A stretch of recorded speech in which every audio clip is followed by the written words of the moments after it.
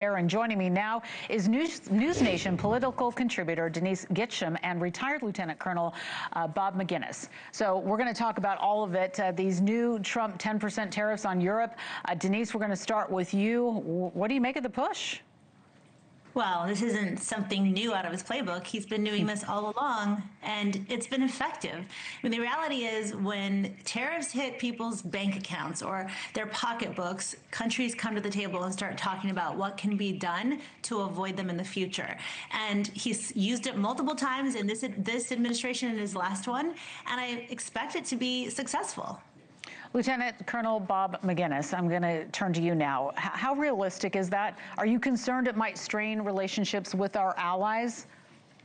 Well, it certainly will, just like the 5% mandate he put on NATO, Laura. But the reality is that if you read the national security strategy that President Trump published this past month, he talks about controlling our Western hemisphere. And that explained to a certain degree what he did in Venezuela against Maduro. But it also needs to be understood that with the Golden Dome that the president talked about, that Greenland's absolutely essential. I've spent considerable time in the Arctic in uniform years ago during the Cold War. We had what was called a dew line that was basically, protecting us against Russian incursion through ballistic missiles. Well, the reason we have a Golden Dome idea that the president wants to fund is because of the threat that is very real, not just from the Russians, which have started to rebuild their military facilities along the Arctic coast, but also because of the Chinese threat and to a lesser degree of the North Koreans. So we need to take this very seriously. The president is right. We need to have a very significant footprint in Greenland as well as in Canada and Alaska to defend our vested interests. Denise, I want to ask you, too, what you make of what's going on in Copenhagen. What do you make of the bipartisan push there today? They're trying to smooth things over with our key ally. Not sure what's coming out of that. What do you think? Well, it's ironic that Senator Murkowski wouldn't even have a state to represent if Stewart had not actually bought the state against public opinion in the past. And look at what that did for our national security, being so close to Russia. Russia's the one that sold Alaska to us, and we had no idea how it would play out in the end. But, I really think that going back to the Chinese influence statement, which was made earlier, and the correct assessment of how important Greenland is, Greenland's own leaders have warned that without enough Western capital, they will be pushed towards more Chinese investment, more Chinese influence. Greenland's leaders themselves. So why do we not believe them? And why do we not understand the actual threat that, my colleague who just mentioned how important it is from a political or military perspective that we secure this land? Anyone who is opposed to securing our national defense, anyone who's opposed to pushing back on Russian and Chinese influence in areas that might affect our actual national security, those people are not on the side of America. I don't know who they're trying to be friends with or whether they're trying to get a job, doing something internationally after this administration's over. But the reality is you don't understand realpolitik of what's going on there. And we should listen to more people like our colleague right now who understand the military implications and the serious national security implications of securing Greenland for the long term. Lieutenant Colonel, I've got to ask you, Trump says those tariffs will increase to 25% in June. That's up from the 10% threatened for next month. What do you think his next move is, even if those aren't enough to move the needle for these countries?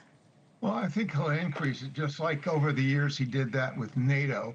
The Russians are very serious. I know, having worked with many NATO countries, to include those that you listed, that they're very, very concerned about what's happening with Russia. And one of Putin's chief advisors was talking about, maybe in a couple of years we're going to use nuclear weapons against Western Europe. I doubt that, but they're serious about posing the threat. And I know the NATO nations are very concerned. So, trying to protect the Western Hemisphere from what is very clear under Chinese Belt and Road initiatives and their cyber initiatives and so forth is something that has to be at the top of the president's security agenda. Now, keep in mind, during the Cold War, we had 6,000 soldiers, airmen, in Thule, Greenland. Now, it's been renamed to Bidofik, which is a space base. It only has 150. We need to get serious about our national security, and the Golden Dome is what the president has in mind, and Greenland is a great step in that direction. And to the both of you, I want to explain, too, the pictures that we're seeing here on our right. We've been showing video today. There's been some pretty significant protests going on in Greenland that we've been watching together, some of it unfolding live during our show. Denise, President Trump says this is all about defense, but a Cold War-era treaty already grants the U.S. extensive military access in Greenland. We just had a guest on last hour talking about this. Do you think it's about more than that at this point? I mean, because it seems like we have access, according to some.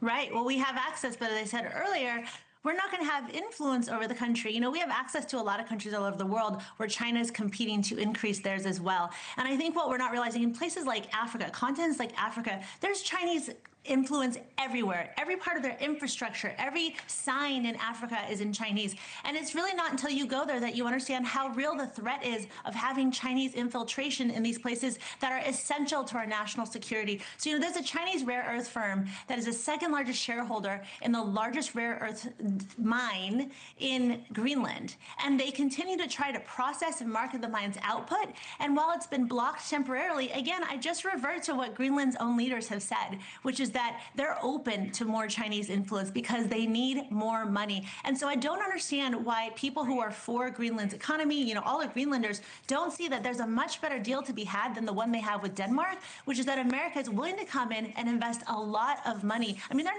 their annual GDP is like $3 billion. We spend that in, I think, 3 hours in America. And we could do so much to increase their standard of living while securing our own homeland security. And so I just don't understand why this isn't seen as a great deal, other than, you know, wanting to just show some sort of show of like independence, which they don't even have because they're part of Denmark. All right, and we want to expand our panel and bring in Allison Wynn, a GOP strategist, to talk about what we have on the table right now in terms of Greenland and this new news from Trump today. Polling shows that purchasing Greenland is unpopular among Americans. We're always curious to know how people are feeling here at home. Do you foresee this biting Trump in the midterms at this point? I think we need to think about this not just in terms of military, but economic strategy. And the American voters love to have a robust economy. We need to really understand that there's a lot of chokeholds with shipping lanes. One of them is from the area where my parents are from, which is the South China Sea, the Strait of Malacca.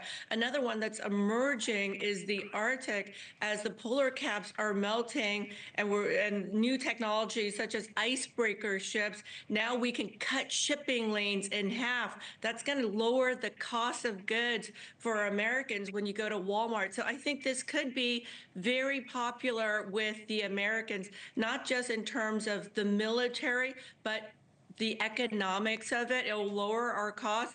And if we do this right with the president, the art of the deal, I think we can get a great deal done, even though he is very aggressive right now with it. I think that he will be successful in the end, striking a win-win for the people of Greenland and for the United States.